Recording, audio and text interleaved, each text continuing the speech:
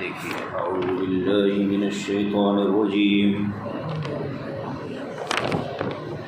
بسم اللہ الرحمن الرحیم شہر رمضان الذی انزل فیہ القرآن هدى للناس وبينات من الهدى والفرقان فمن شهد منكم الشهر فليصم ومن كان مريضا أو على سفر فعدة من أيام أخر يريد الله بكم اليسر ولا يريد بكم العسر ولتكملوا العدة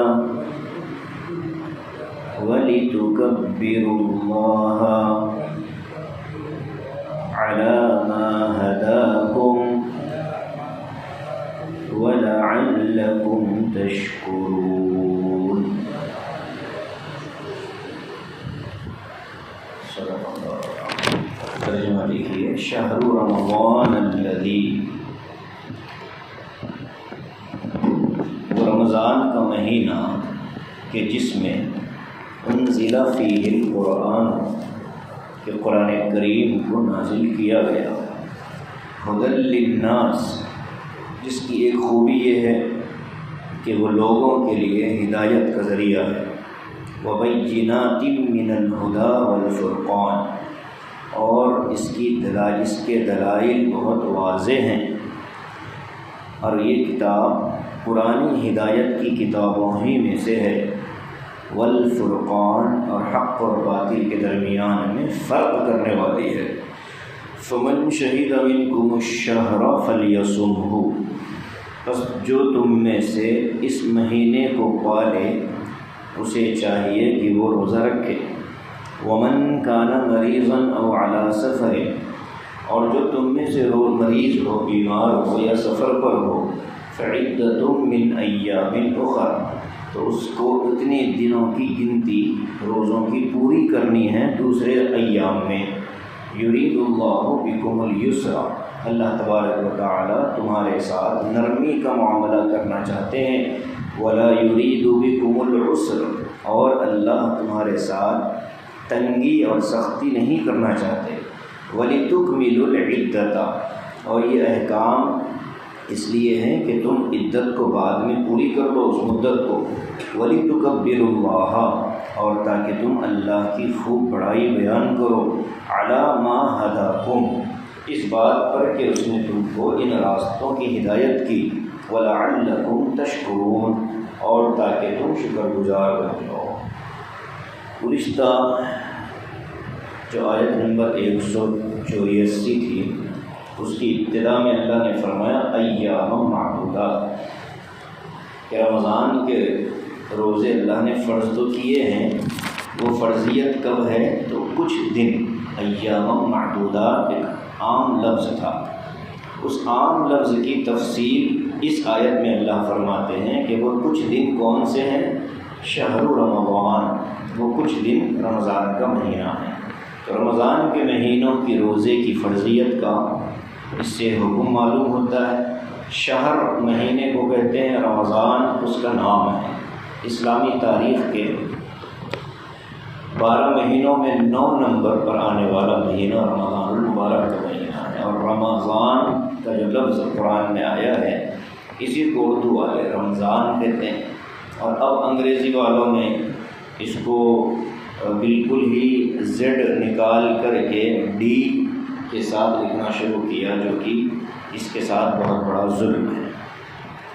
شہر رمضان، رمضان کا مہینہ، الذی، جس میں انزل فیہ القرآن، جس میں قرآن نازل کیا گیا، رمضان کے مہینے کو قرآن اور قرآن سے پہلے دیگر کتابوں کے نازل کرنے کے لیے اللہ تبارک و تعالی نے منتخب فرمایا۔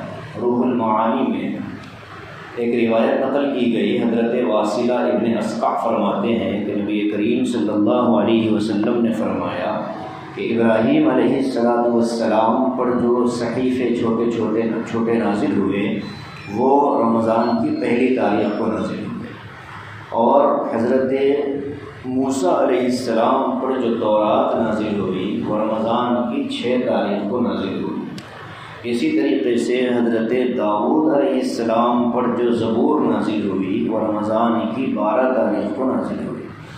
حضرت عیسیٰ علیہ السلام پر جو انجیل نازل ہوئی اس کے بارے میں 2 اقوال ہیں، یا تو وہ 13 رمضان کو نازل ہوئی یا 18 رمضان کو نازل ہوئی۔ قرآن کریم کے بارے میں حضرت حسن فرماتے ہیں کہ قرآن کریم 24 رمضان کو غار حرا میں پہلی مرتبہ نازل ہوا، ایک قول کے مطابق۔ تو اس میں اللہ نے پورے مہینے کو اپنے کلام کے نازل کرنے کے لیے منتخب فرمایا، اور اللہ کا جو کلام اور اللہ کی جو آسمانی کتابیں ہیں وہ امت کے لیے بہت بڑی نعمت ہے، بہت بڑی ہدایت ہے اور بہت بڑا انعام ہے اللہ کا۔ قانون کی کتابیں ہیں، یہ آسمان سے نازل ہوئی، دنیا میں قانون شریعت اسی کتاب کے ذریعے سے جاری ہوتا ہے۔ تو اب ایک مہینہ اللہ نے عبادت کے لیے اپنی کتابوں کے نازل کرنے کے لیے خاص فرمایا، اس مہینے میں بندوں کی طرف سے بھی کچھ خاص عبادتیں شکرانے کے طور پر ہوتی، اور وہ شکرانے کے طور پر ہونے والی عبادتوں میں روزہ ایک ایسی عبادت ہے کہ جس کا تعلق انسان کے قلب سے زیادہ ہوتا ہے، کہ روزے دار تنہائی میں بھی اللہ سے ڈرتا ہے، اتنا ہی گناہ گار مسلمان کیوں نہ ہو، اگر اس نے سحری کھا لی تو افطار تک وہ ڈرتا رہتا ہے کہ میرے روزے کو کوئی چیز خراب نہ کر دے۔ وہ تنہائی میں بھی ہو تو پانی کو ہاتھ نہیں لگاتا، بھوک پیاس برداشت کرتا ہے۔ تو یہ عبادتوں میں ایک عجیب و غریب عبادت ہے جس کا پورے کا پورا تعلق اللہ سے محبت اور عشق پر ہے۔ اس میں آدمی اللہ کے قریب ہوتا ہے۔ اللہ نے فرمایا کہ روزہ میرے لیے ہے، بدلہ میں خود دیتا ہوں، یا یہ کہ بدلہ میں خود ملتا ہوں۔ تو یہ روزہ رمضان کے ساتھ خاص ہے، فرضیت والا۔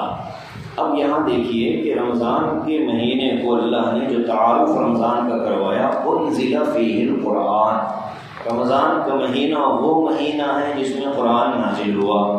اب ہمارے ذہنوں میں ایک سوال یہ آتا ہے کہ رمضان تو 30 دن کا ہے، اور ہم نے یہ سنا ہے کہ قرآن کریم نبی کریم صلی اللہ علیہ وسلم پر آپ کی پوری 23 سالہ زندگی میں تھوڑا تھوڑا نازل ہوا۔ تو یہاں جو فرمایا جا رہا ہے کہ رمضان کا مہینہ وہ ہے جس میں قرآن نازل ہوا، تو صحیح بات کیا ہے؟ 23 سال میں نازل ہوا یا یہ ہے کہ رمضان میں نازل ہوا؟ تو اس کا جواب یہ ہے، 2 جواب ہیں اس کے۔ پہلا جواب آسان جواب یہ ہے کہ رمضان ہی میں قرآن کی سب سے پہلی آیتیں نازل ہوئی، اور تھوڑا قرآن ہی ہوتا ہے۔ قرآن کی ایک آیت اگر ہم پڑھیں تو اس کو بھی قرآن ہی کہا جائے گا، قرآن کا ایک پارہ ہم پڑھیں تو وہ بھی قرآن ہی مانا جائے گا۔ تو رمضان میں اگر قرآن کی ابتدائی 5 آیتیں نازل ہوئی تو وہ بھی قرآن ہی مانا جائے گا، انزل فیہ القرآن۔ اس لیے ایک ترجمہ مولانا عبد الماجد صاحب دریابادی رحمۃ اللہ علیہ نے کیا، اور یہ ترجمہ روح المعانی کی تفسیر کے حوالے سے کیا ہے، اور بھی مختلف کتابوں میں اشارے ملے کہ ابتدیا یا بودیا، کہ قرآن کا نزول شروع ہوا رمضان کے مہینے میں۔ ایک جواب اس کا یہ ہے، قرآن کے نازل کرنے کا جو سلسلہ شروع ہوا وہ رمضان کے مہینے سے شروع ہوا، تو اس لیے کہا کہ ہم نے رمضان میں قرآن کو نازل کیا۔ دوسرا جواب جو حضرت اقدس تھانوی علیہ رحمہ وغیرہ نے بھی نقل فرمایا، اور امت کا اجماع بھی اس جواب پر ہے، وہ جواب یہ ہے کہ رمضان میں اللہ تبارک و تعالیٰ نے شب قدر میں انا انزلناہ فی لیلۃ القدر، جو شب قدر میں ہم نے اتارا ہے، اس انزال کو انزلنا کا لفظ وہاں پر آیا ہے۔ عربی میں 2 الفاظ آتے ہیں قرآن کے نزول کے لیے، یہ گرامر سے اس کا تعلق ہے اور اسی سے ترجمے اور بہت سارے اعتراضات حل ہوتے ہیں۔ ایک لفظ آیا ہے انزلنا، ایک لفظ آیا ہے نزلنا، دونوں لفظ قرآن میں ہم نے تلاوت کی، انزلنا اور نزلنا۔ انزال کہتے ہیں کسی چیز کو اچانک اوپر سے نیچے ڈال دینے کو، نزول کہ بھئی اچانک اوپر تھے، اوپر سے فوراً نیچے آ گئی، انزال۔ اس میں کوئی رکاوٹ نہیں ہوتی، ایک دم آ جاتی ہے۔ اور تنزیل، نزلنا کا معنی ہوتا ہے تھوڑا تھوڑا ضرورت کے بقدر اتارنا۔ اب رب العالمین نے دونوں الفاظ قرآن کے لیے استعمال فرمائے ہیں۔ پہلا لفظ آیا ہے انا انزلناہ فی لیلۃ القدر، اور یہاں بھی آیت میں آیا ہے انزل فیہ القرآن۔ مطلب یہ ہے کہ یہ جو نازل کرنے کی بات آ رہی ہے، یہ رمضان میں اللہ تبارک و تعالی نے قرآن پاک کو آسمان دنیا پر نازل کیا۔ آسمان دنیا کا مطلب یہاں سے جو سب سے پہلا آسمان ہے، دنیا سے متصل جو پہلا آسمان ہے اس کو آسمان دنیا کہتے ہیں۔ اس کے اوپر 6 آسمان الگ ہیں۔ تو اللہ نے اپنی طرف سے جو قرآن کو بھیجا، وہ اچانک بھیجا، ایک دم بھیجا، بغتتاً۔ وہ کہاں بھیجا؟ آسمان پر بھیجا، وہاں محفوظ تھا وہ۔ پھر وہاں سے حضرت نبی کریم صلی اللہ علیہ وسلم کے قلب اطہر پر جو بھیجا، وہ 23 سال میں الگ الگ عرصے میں بھیجا۔ وَإِنَّهُ لَتَنزِيلُ رَبِّ الْعَالَمِينَ نَزَلَ بِهِ الرُّوحُ الْأَمِينُ عَلَىٰ قَلْبِكَ۔ اللہ نے فرمایا کہ یہ قرآن وہ ہے کہ جو رب العالمین کی طرف سے تھوڑا تھوڑا بھیجا گیا ہے۔ کہاں؟ تمہارے مبارک سینے پر۔ لانے والے کون؟ روح الامین، یعنی امانت دار فرشتے۔ جواب ظاہر ہو گیا کہ دونوں باتیں اللہ کی، دونوں باتیں جو ہیں وہ بالکل اپنی جگہ درست ہیں۔ انزال، انزلنا کا جو لفظ آیا ہے، وہاں مراد کیا ہوتی ہے کہ آسمان دنیا پر ایک دم پورا قرآن اتار دیا گیا، وہاں سے جو حضور تک پہنچا وہ تھوڑا تھوڑا کر کے پہنچایا گیا۔ تو یہاں جو فرمایا کہ شہر رمضان الذی انزل فیہ القرآن، رمضان کا مہینہ وہ مہینہ ہے کہ جس میں قرآن کو آسمان دنیا پر نازل کر دیا گیا۔ ایک جواب تو پہلے مولانا عبد الماجد صاحب کے حوالے سے میں نے عرض کیا کہ شروع کی جو آیت رمضان میں اتری تو وہ بھی قرآن ہی تھا، تو اس کو بھی اللہ نے بیان کیا کہ ہم نے دیکھو قرآن کو رمضان میں شروع کیا ہے۔ آگے فرماتے ہیں ہدی للناس۔ قرآن کو قرآن کیوں کہتے ہیں؟ قرآن کو قرآن اسی لیے کہا جاتا ہے کہ اس کو سب سے زیادہ پڑھا جاتا ہے، قراءت سے اس کا لفظ نکلا ہے، سب سے زیادہ پڑھی جانے والی کتاب۔ ہدی للناس، لوگوں کے لیے ہدایت ہے۔ ایک جگہ قرآن میں آیا ہے ہدی للمتقین، الف لام میم ذالک الکتاب لا ریب فیہ ہدی للمتقین، اور یہاں لفظ آیا ہے ہدی للناس۔ وہاں ہے متقیوں کے لیے ہدایت اور یہاں ہے لوگوں کے لیے عام ہدایت۔ دونوں میں فرق کیا ہے؟ قرآن متقیوں کے لیے بھی ہدایت ہے اور عام لوگوں کے لیے بھی ہدایت کا سامان ہے۔ اگر عام لوگ قرآن کو پڑھیں اور اچھائی کی نیت سے پڑھیں تو ان کو قرآن اپنی طرف دعوت دے دیتا ہے۔ ایک تو یہ مطلب ہے ہدی للناس کا، اس میں مسلمان بھی داخل ہیں، غیر مسلم بھی داخل ہیں، اللہ کو ماننے والے بھی ہیں اور اللہ کا انکار کرنے والے بھی۔ اور دوسری جگہ جو آیا ہے ہدی للمتقین، وہاں مطلب یہ ہے کہ وہاں ایمان لانے کے بعد قرآن پر اب آدمی کو مطمئن نہیں ہونا ہے، بلکہ پوری زندگی قرآن سے اس کو ہدایت حاصل کرتے رہنا ہے، تب کہیں جا کر وہ اپنے تقوی میں کمال حاصل کرے گا۔ ورنہ صرف ہدی للناس والے ہدایت پر وہ مسلمان تو بن گیا، اب اس کا کام مکمل نہیں ہوا، اب وہ قرآن سے بے نیاز نہیں ہوا، بلکہ اب اس کو قرآن ہدی للمتقین کے درجے پر آ کر پڑھنا پڑے گا کہ اب اس کو زندگی کیسے گزارنا ہے۔ اس کے لیے رب العالمین نے قرآن کریم کو ہدی للمتقین فرمایا۔ وَبَيِّنَاتٍ مِّنَ الْهُدَىٰ وَالْفُرْقَانِ، فرمایا کہ قرآن کی خصوصیت یہ بھی ہے کہ وہ واضح گفتگو کرتا ہے۔ قرآن کوئی گول مول بات نہیں کرتا، دلائل بہت صاف عقل کرتا ہے، بہت وضاحت کے ساتھ مسائل کو بیان کرتا ہے۔ کوئی بات، جیسے ابھی ہم پڑھ کر آئے کتب علیکم الصیام، تم پر روزہ فرض کیا گیا، اس میں کون سی بات ہے جو سمجھ میں نہ آنے والی؟ تو قرآن اپنے دلائل میں بالکل واضح ہے، صاف ہے۔ دوسرے من الہدیٰ، قرآن کوئی ایسی کتاب نہیں کہ بس اس امت کو دی گئی ہے، بلکہ اللہ تبارک و تعالیٰ کا نظام ہے کہ پہلی امتوں پر بھی اللہ نے کتابیں اتاری، جیسا کہ ابھی تذکرہ آیا صحف ابراہیم و موسیٰ اور تورات، انجیل، زبور، ان کتابوں کا قرآن میں بارہا ذکر کیا گیا ہے۔ تو اس لیے قرآن کوئی الگ سے کتاب نہیں بلکہ آسمانی کتابوں ہی میں سے ایک کتاب ہے، اور وہ کتابیں اپنے اپنے زمانے میں ہدایت کا ذریعہ تھیں۔ یہ قرآن قیامت تک کے لیے ہدایت کا ذریعہ ہے۔ والفرقان، قرآن کو فرقان بھی کہا گیا ہے۔ القرآن الفرقان مطلب کیا ہے؟ قرآن ہی کے ذریعے سے حق اور باطل کا پتہ چلتا ہے۔ جو نظریہ، جو طریقہ دنیا میں آیا، جو عقیدہ دنیا میں آیا، اس عقیدے اور نظریے سے متعلق انسان کو یہ سمجھ لینا چاہیے کہ وہ نظریہ اور عقیدہ قرآن کی روشنی میں اگر درست ہے تو وہ حق ہے، اور قرآن کی آیتوں سے ٹکراتا ہے تو وہ پھر باطل ہوگا۔ اس کو قرآن نے کہا فرقان ہے۔ یہ قرآن حق اور باطل کے درمیان میں تمیز کرنے والی کتاب ہے۔ ہر باطل نظریہ رکھنے والے کو قرآن پر پیش کیا جائے گا۔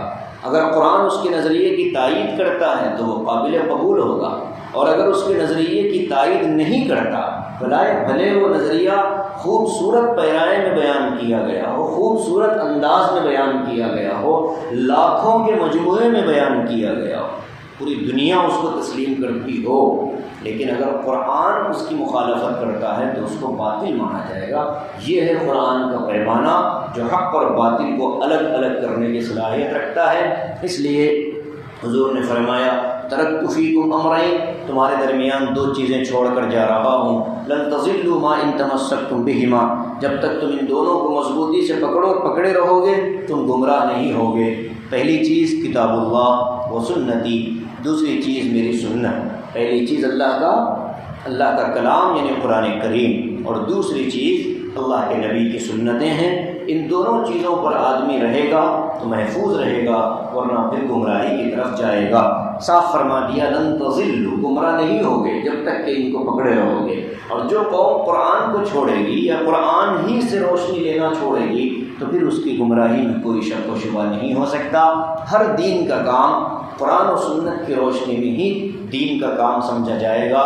عقل اس کے لیے ہزاروں دلائل دیتی ہو، عقل اس کو ہزاروں طریقے سے درست بتاتی ہو، لیکن قرآن اور سنت اگر اس کی اجازت نہیں دیتے تو ایسی عقلوں پر آنے والے ان دلائل کو نہیں مانا جائے گا، بلکہ قرآن و سنت جس چیز کو صحیح کہتے ہوں وہ صحیح ہے، قرآن و سنت جس کو غلط کہتے ہوں اس کو غلط ماننا ایمان ہے۔ ورنہ قرآن کہتا ہے کہ سود حرام ہے، مثال کے طور پر اب ایک آدمی سود کو حرام بھی نہیں سمجھتا تو وہ اس کا ایمان خطرے میں چل گیا۔ اگر کوئی سود کو حرام نہیں سمجھتا ہے تو وہ کافر ہے، مومن نہیں ہے۔ اسلام نے زنا کو حرام قرار دیا، اگر کوئی زنا کو حرام نہیں سمجھتا تو وہ قرآن کا منکر ہے۔ اسلام نے چوری کو، لوگوں کو دھوکہ دینے کو، لوگوں کا مال ناجائز طریقے سے اپنے پیٹوں میں ڈالنے کو حرام قرار دیا۔ اگر کوئی اس کو جائز سمجھے اور یوں کہے کہ سب دنیا والے کر رہے ہیں، سب لوگ کر رہے ہیں، ہم رکیں گے تو کیسے ہوگا، تو اس کا مطلب یہ ہے کہ اس کا قرآن پر ایمان نہیں ہے۔ نؤمن ببعض ونکفر ببعض، قرآن نے ایک جگہ ارشاد فرمایا ہے کہ منافقین کون ہوتے ہیں؟ جو قرآن کی بعض آیاتوں پر بھی ایمان لاتے ہیں اور بعض آیاتوں کا انکار کر دیتے ہیں۔ تو یہ ہے قرآن حق اور باطل کے درمیان فرق کرنے والا۔ ہر مومن اپنے عقیدے، اپنے عمل کو، اپنے نظریات کو قرآن پر پیش کرے۔ قرآن اگر ہدایت روشنی دیتا ہے اور قرآن اگر اجازت دیتا ہے تو وہ ٹھیک ہے، اور اگر قرآن اس کی اجازت نہیں دیتا، دنیا بھلے ہمارے لیے کتنی ہی اس چیز کو خوبصورت انداز میں پیش کرے، اس کو جوتے کی نوک پر رکھ کر اڑا دیا جائے گا۔ قرآن نے جن چیزوں کو حرام قرار دے دیا وہ قیامت تک حرام ہیں، وہ دنیا کے عذروں کی وجہ سے حلال نہیں ہو سکتے۔ اسی طریقے سے قرآن نے جس چیز کو حلال کر دیا وہ قیامت تک کے لیے حلال ہو گیا، اب دنیا کا کوئی شخص اس کو حرام نہیں قرار دے سکتا۔ آگے فرماتے ہیں فمن شہید منکم الشہر فلیصم، رمضان کا مہینہ معلوم کیسے ہوگا؟ رمضان آئے گا تو روزے رکھیں گے۔ اب یہ کیسے پتہ چلے گا کہ رمضان آیا ہے؟ اب اللہ تبارک و تعالیٰ نے اس کے لیے ایک ضابطہ بتایا۔ پہلی چیز تو رمضان کا علم آدمی کو 3 چیزوں سے ہو سکتا ہے۔ خود اپنے سے چاند دیکھ لے، یا یہ ہے کہ آدمی کسی معتبر مسلمان شخص کی گواہی کو قبول کر لے کہ ہاں بھائی میں نے چاند دیکھا ہے، تو اس کی گواہی مانی جائے گی۔ تیسرا، شعبان کے 30 دن مکمل ہو جائیں تو اب چاند دیکھنے کی اور گواہی لینے کی ضرورت نہیں ہے، بلکہ اگلا دن رمضان کا تسلیم کر لیا جائے گا۔ تو پہلی چیز ہے چاند کا دیکھنا۔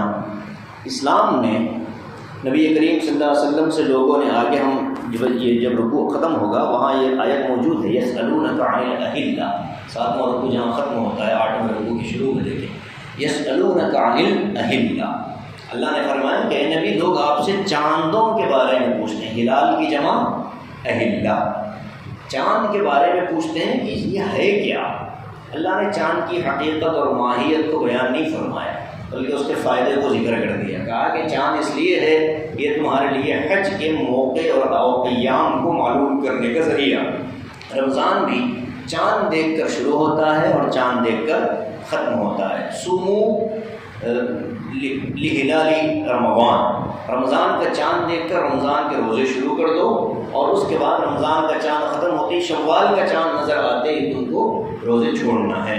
تو چاند دیکھنے کا جو سسٹم اللہ نے بتلایا ہے، اور رمضان کی بنیاد قمری مہینوں پر ہے، چاند کے مہینوں پر ہے، یعنی عربی تاریخ پر، انگریزی اور قمری کے شمسی تاریخ پر اس کی بنیاد نہیں ہے، چونکہ شمسی جو تاریخ ہوتی ہے وہ متعین ہے، قمری تاریخ پورے سال میں بدلتی رہتی ہے، ہر سال میں 12 دن بدلتے رہتے ہیں۔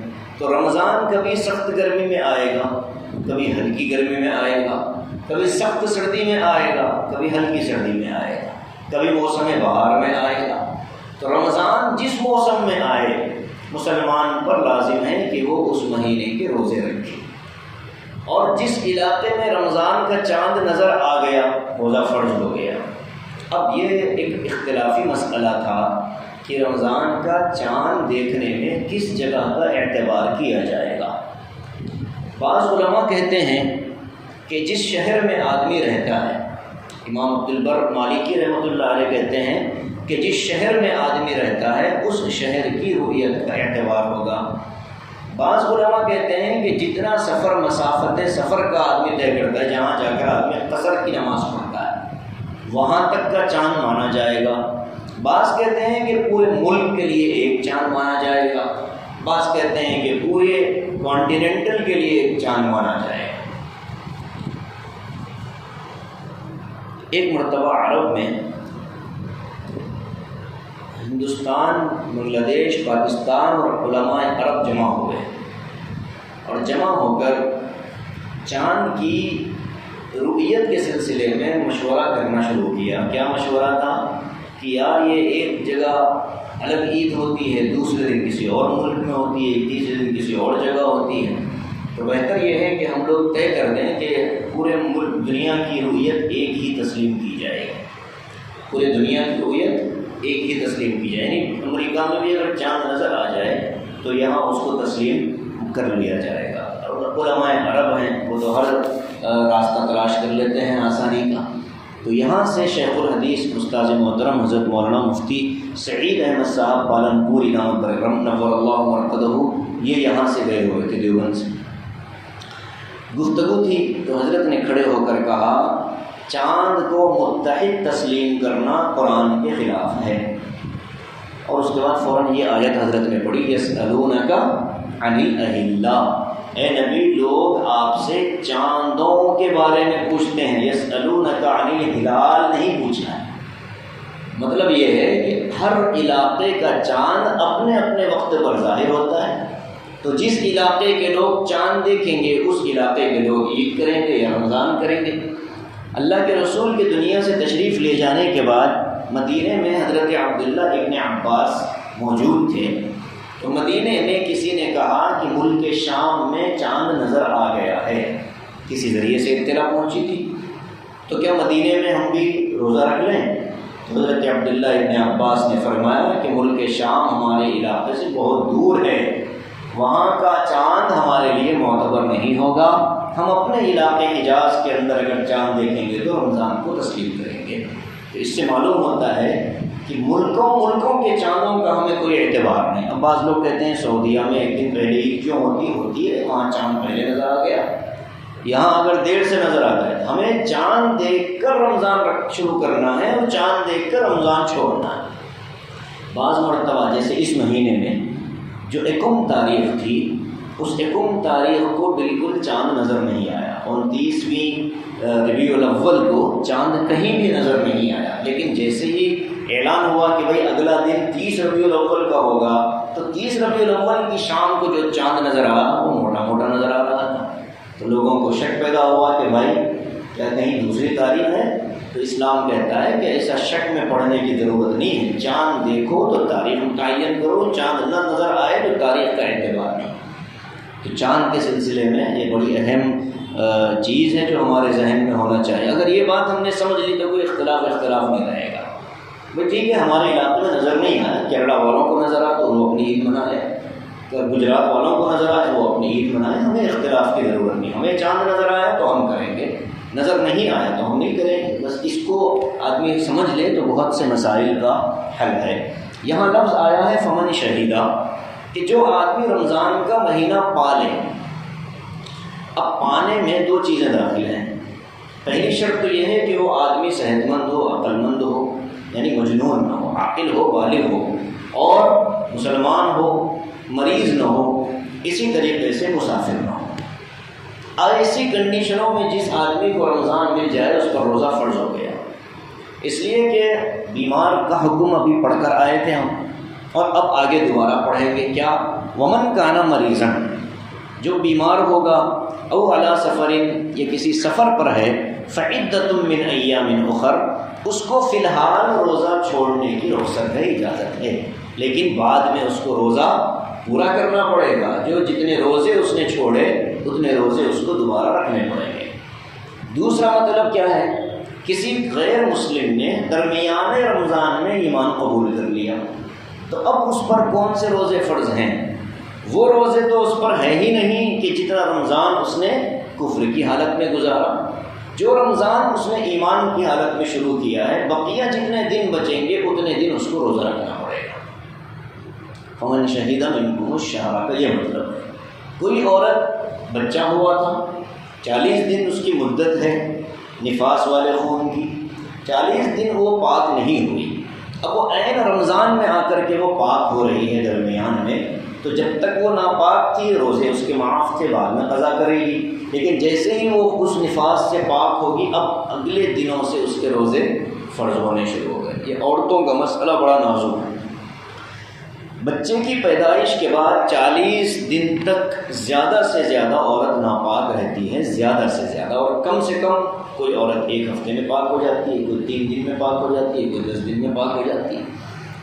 40 دن میکسیمم ٹائم ہے اسلام میں. جس دن اس کے ناپاکی والا خون بند ہو گیا, شریعت یہ کہتی ہے کہ اب اس کو اٹھنا چاہیے, غسل کرنا چاہیے, نماز اور روزہ اس کا فرض ہو گیا, شروع کر دینا چاہیے.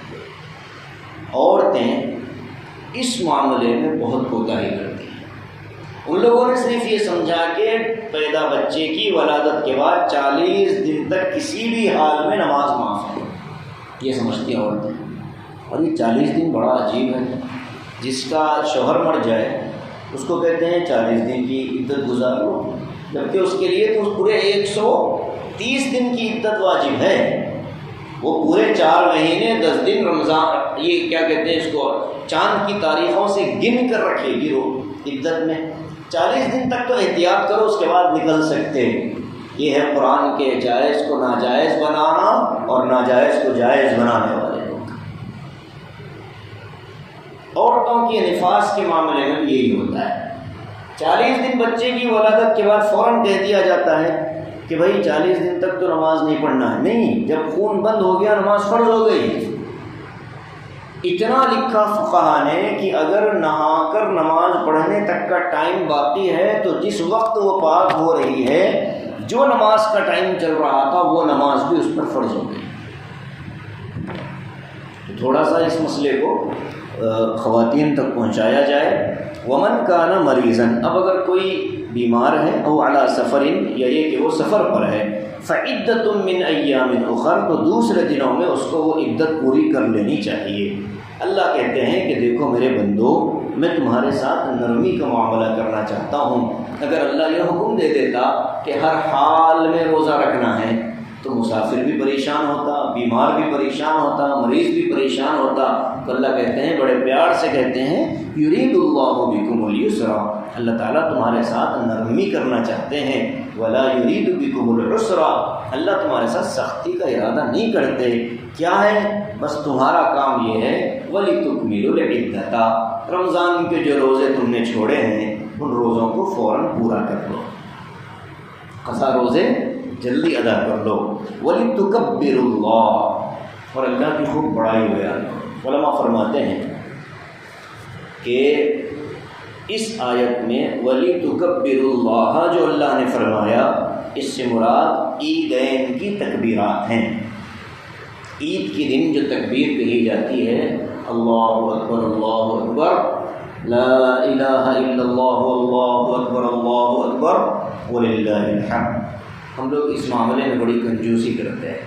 اللہ کے رسول صلی اللہ علیہ، میں نے دیکھا 2 جگہ پر ہمارے ہندوستان کے حجاج اور ہندوستانی مسلمان 2 معاملات میں بہت کنجوسی کرتے ہیں۔ پہلا معاملہ ایام حج میں یہ تلبیہ پڑھنے میں بہت کوتاہی کرتے ہیں۔ ہلکا سا تلبیہ، لبیک اللہم لبیک لبیک لا شریک لک، وہ بالکل برائے نام تلبیہ، جبکہ حاجی احرام باندھنے کے بعد سب سے بڑی عبادت اس کی تلبیہ ہے۔ صحابہ کو حکم، صحابہ ایسے تلبیہ پڑھتے تھے کہ ان کے گلے بیٹھ جایا کرتے تھے، ہاں زور سے اور چیخ کر پڑھا کرتے تھے تلبیہ۔ ہمارے حجاج کے گلے کب بیٹھتے؟ ٹھنڈا پانی پینے کے بعد بیٹھتے ہیں۔ تلبیہ پڑھ کر کسی کا گلا آج تک بیٹھتا ہوا میں نے تو نہیں دیکھا۔ ٹھنڈا پانی پی پی کر گلے تو بٹھائے، لیکن تلبیہ ہم نے دیکھا کوئی ہندوستانی حاجی زور سے تلبیہ پڑھنے والا ہم نے نہیں دیکھا۔ آپ نے شاید دیکھا ہوگا اپنے سفر میں، ہم نے تو نہیں دیکھا۔ انتہائی کنجوسی تلبیہ پڑھنے میں، ترغیب دلائیں گے آپ بھائی تلبیہ زور سے پڑھو، لبیک اللہم لبیک، اچھا آپ ترغیب بھی دلائیں نا تو ادھر ادھر دیکھتے ہوئے پڑے گا، لبیک اللہم لبیک لبیک لبیک۔ جو اپنے احرام کو تلبیہ کی آوازوں سے مزین کرے گا اس کا حج اتنا افضل ہے۔ ایک یہ معاملہ، اور دوسرے عید کی نماز کی تکبیریں، راستہ جاتے اور آتے تکبیر کا حکم ہے۔ کبھی ہم نے گاڑیوں پر جاتے ہوئے زور سے تکبیر پڑھتے ہوئے کسی کو نہیں سنا، حالانکہ راستوں میں بلند آواز سے تکبیر پڑھنے کا حکم ہے عید بقرعید کے موقع پر، لیکن کبھی کسی کو ہم نے پڑھتا ہوا نہیں سنا جی۔ اور جہاں نہیں پڑھنا ہوتا ہے وہاں بڑی زور سے چلاتے ہیں۔ جنازے کے ساتھ ذکر آہستہ کرنا ہے، لیکن وہاں جیسے ہی ڈولا اور سبحان اللہ کیا کہتے ہیں، وہ ٹیون بھی متعین ہو گئی، متعین الفاظ ہیں، اسی یا کیا کہتے ہیں ریدم میں ہم لوگ اس کو پڑھتے ہیں، سبحان اللہ الحمدللہ۔ یہ جائز نہیں ہے، بدعت ہے۔ اور جہاں زور سے پڑھنے پر اللہ کہتے ہیں ثواب ہوگا وہاں نہیں پڑھتے، اور جہاں زور سے پڑھنے پر گناہ کا ڈر ہے وہاں پڑھ لیتے ہیں۔ تو اس لیے شریعت اپنی مرضی پر عمل کا نام نہیں ہے، شریعت اللہ کی مرضی پر عمل کا نام ہے۔ تو وَلِتُكَبِّرُوا اللَّهَ، قرآن کا کہتا ہے کہ عید کے موقع پر تم اللہ کی بڑائی بیان کرتے ہو۔ رمضان کے روزے مکمل ہو گئے، مولا آپ کا کرم ہے، اب آپ کے لیے ہم بڑائی کے الفاظ نکالتے ہیں، اللہ اکبر لا الہ۔ خطیب کو بھی حکم ہے کہ 9 مرتبہ 7 مرتبہ زور سے پڑھو خطبہ شروع ہونے سے پہلے، یہ مستحب ہے، فرض نہیں ہے۔ اگر کوئی 3 مرتبہ پڑھ لے یا 1 مرتبہ پڑھ لے کوئی خطیب، خطبہ تو ہو جائے گا، لیکن اس کے لیے بھی بہتر اور مستحب طریقہ یہ ہے کہ یہ پہلے خطبے میں 9 بار پڑھے گا اور دوسرے خطبے میں 7 بار پڑھے گا۔ اتنی زیادہ تکبیر کی ترغیب دے رہا ہے قرآن۔ وَلِتُكْمِلُوا الْعِدَّةَ، رمضان ختم ہو گیا، یاد سے یہ قضا روزے پورے کر لینا۔ اب دوسرا کام جو ہے تمہیں عیدین کے لیے نکلنا ہے اور نماز کے لیے آتے جاتے تکبیر بلند آواز سے پڑھنی ہے، اس تکبیر کو پورے ذوق اور شوق سے پڑھنے کا حکم ہے۔ عَلَىٰ مَا هَدَاكُمْ، یہ سارے طور طریقے اللہ تبارک و تعالیٰ نے تمہیں سمجھائے ہیں۔ اے اللہ، آپ نے اتنی سہولت دی کہ بیمار ہیں تو روزہ بعد میں رکھو، سفر پر ہیں تو روزہ بعد میں رکھو، اے اللہ ہم آپ کا شکر ادا کرتے ہیں، وَلَعَلَّكُمْ تَشْكُرُونَ، تاکہ تم اللہ کے شکر گزار بندے بن جاؤ۔ یہ ہے پورا خلاصہ کہ رمضان کے روزوں کی فرضیت، اس میں معذوروں کے لیے سہولت، جو مقیم ہیں اس کو اجازت نہیں ہے روزہ چھوڑنے کی، ہاں اگر بیمار ہے تو پھر وہ بیماری کی جو نوعیت میں نے گزشتہ درس میں آپ کے سامنے رکھی، سفر مسافر ہے اس کو اجازت ہے، عورت ہے، بچے کی پیدائش کا معاملہ ہے، صحت اجازت نہیں دیتی، ٹھیک ہے بعد میں روزے رکھ لو۔ تو یہ سارے احکام نرمی پر مشتمل تھے، تو ایک بندے کو اس سے زیادہ کیا چاہیے؟ وہ فوراً اللہ کی بڑائی بیان کرے گا اور اللہ کے دربار میں سجدہ شکر ادا کرے گا۔ اسی پر اللہ تبارک و تعالیٰ نے ایک مضمون مکمل کر دیا۔ درمیان میں ایک آیت آئی ہے دعا سے متعلق کہ بندوں سے اللہ کا تعلق کیا ہے، وَإِذَا سَأَلَكَ عِبَادِي عَنِّي فَإِنِّي قَرِيبٌ، اے نبی جب آپ سے میرے بندے پوچھیں میرے بارے میں تو کہہ دیجیے کہ میں ان سے قریب ہوں۔ اس پر انشاءاللہ اگلے درس میں گفتگو ہوگی۔ اللہ تبارک و تعالی ہمیں اپنے احکام کو مکمل طور پر سمجھنے اور ذوق و شوق کے ساتھ اس پر عمل کرنے کی توفیق نصیب فرمائے۔ آمین وآخر دعوانا ان الحمد للہ رب العالمین۔ جی صاحب۔